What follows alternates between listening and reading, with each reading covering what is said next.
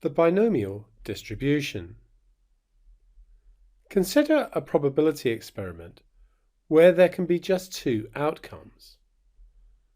For example, consider rolling a standard fair cubical die and defining the outcomes as obtaining a 6 and getting a number other than 6.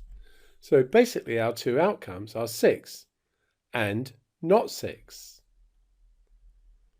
Performing this experiment once is known as a Bernoulli trial. One of the outcomes in a Bernoulli trial is called success, and the other is termed failure. Suppose in this case we take 6 as success and not 6 as failure. If we perform a fixed number of Bernoulli trials, it leads to the binomial distribution. Continuing with our example of the die, suppose that we rolled it 5 times and defined a random variable x as being the number of 6s obtained in the 5 rolls. X will follow a binomial distribution, and we write the following.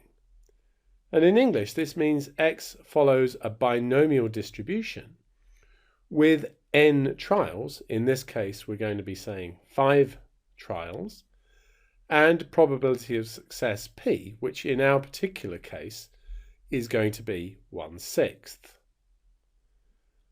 The conditions for a binomial distribution are there are a fixed number of trials, so we talked about 5 trials here, 5 rolls of the die, and in general n. There are 2 possible outcomes, and we've discussed that. That's a Bernoulli trial. There is a constant probability of success, and this is an important point often tested in questions, p, which in our case with the die would be 1/6. And this is important. The trials are independent of each other. Now, that in some sense is linked with the one before, the constant probability of success. But not entirely. What it means is each time we roll the die, it's like starting again. Previous trials can't. It is possible that we get no 6s in the 5 rolls. The probability of x being 0, remember x was defined as the number of 6s that we got, is 5/6 to the power 5. Think about that. We've rolled it 5 times and we've got a not 6 5 times. The probability of getting a not 6 is 5/6. We could just get 1/6. Let's look at the ways this could happen.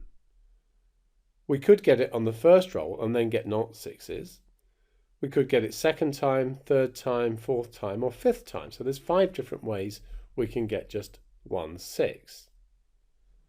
So the probability that x is 1, here's that 5 for the 5 different ways.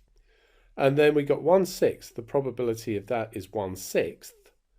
And we got 4 non-6s, so that's 5/6 to the power 4. We could get 2 6s. Let's look at the ways this could happen. So there's 5 of them, and there's 5 more. So there's 10 altogether. So the probability that we get 2 is there's 10 ways. We got 2 6s, so the probability of that is 1/6 times 1/6. And we got 3 non-6s. From here it's symmetric. So getting 3 6s can happen in 10 different ways, just like getting 2 6s. If you think about it, we're just swapping 6s and n's here. So getting 3 6s is just like getting 2 non-6s, if you like. So there's the 10 again. This time, though, we got 3 6s and 2 non-6s.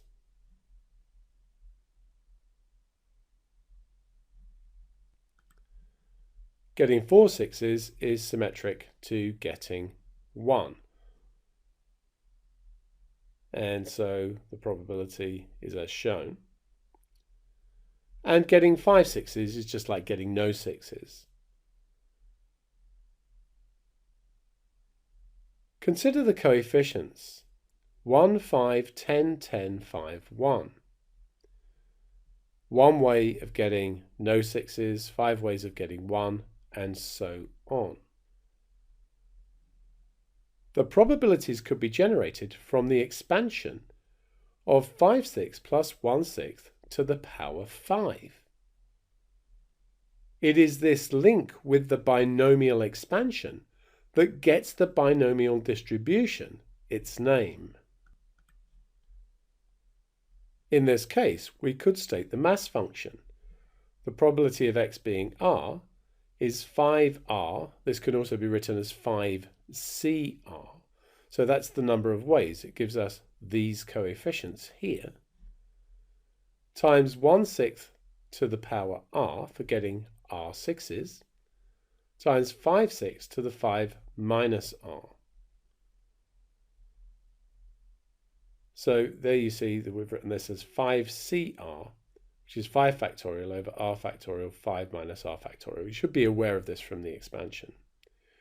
We can generalize this to the probability of x being r is nr or ncr times the probability of success to the power r, because r is the number of successes we get, times q to the n minus r, where q is 1 minus p. In other words, q is the probability of failure.